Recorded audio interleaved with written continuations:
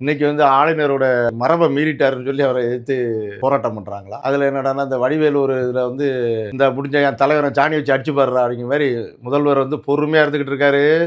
அவர் மட்டும் வீரமாயிட்டாருன்னா என்ன நடக்கும் தெரியுமா அப்படின்னு சொல்லி கொண்டாந்து நிப்பாட்டிக்கிட்டு இருக்காங்க அந்த அம்மா கனிமொழி. கனிமொழி இந்த மாதிரி சொல்றாங்க. சொல்லிட்டாங்க. அப்ப நான் ஒரு தகவல் சொல்றேன் அந்த அம்மாவுக்கு. அந்த அம்மாவுக்கு பாராளுமன்ற தொகுதி எது? தூத்துக்குடி. தூத்துக்குடி பாராளுமன்ற தொகுதிக்குள்ளால தான் உடன்குடி இருக்கு. அந்த உடன்குடியில தான் Salma matriculation higher secondary school இருக்கு. அங்க வந்து விஷயம் என்னன்னா 5 மாணவிகள் 1, 2 இல்ல 5 மாணவிகள் விளையாட்டு உடற்கல்வி ஆசிரியர் பொன்சிங் அப்படிங்கிற பரதேசி கூட்டிட்டு தூத்துக்குடிக்கு போனாரு.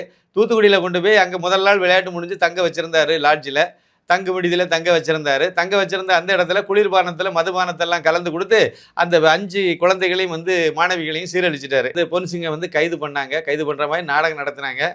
அது பிறகு வந்து அந்த பள்ளிக்கூடத்தினுடைய பிரின்சிபால் அது சார்லஸ் ஸ்வீட்டி அந்த அம்மாவை வந்து கைது பண்ண போனாங்க. அதே மாதிரி அகமதுங்கிறவர் தான் அந்த பள்ளிக்கூடத்தினுடைய செயலாளர். அவரை கைது போனாங்க. 2 பேருக்கும் நெஞ்சொலி வந்துட்டு ஒரே டைமில் சொல்லி வச்ச மாதிரி அது எப்படி வருதுன்னு தெரியல. நெஞ்சொலி வந்துட்டு தூத்துக்குடியில் கொண்டு போய் ஹாஸ்பிட்டல் அட்மிட் பண்ணாங்க. அவங்களுக்கு ஜாமீனும் கொடுத்து விட்டாங்க. அதே மாதிரி இது வந்து முஸ்லீம் பள்ளிக்கூடம்.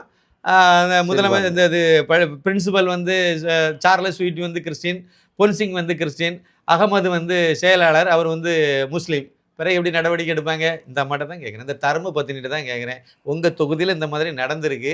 அதுக்கு பின்னாடி இன்னும் எத்தனை பேர் இருக்காங்க? எத்தனை வருஷமாக இது நடந்துட்டு இருக்கு? இதுக்கு பின்னாடி உங்கள் கட்சியை சேர்ந்த எத்தனை அயோக்கியர்கள் இருக்கு? இந்த இதில் சம்மந்தப்பட்ட எல்லாருமே திமுக தான்.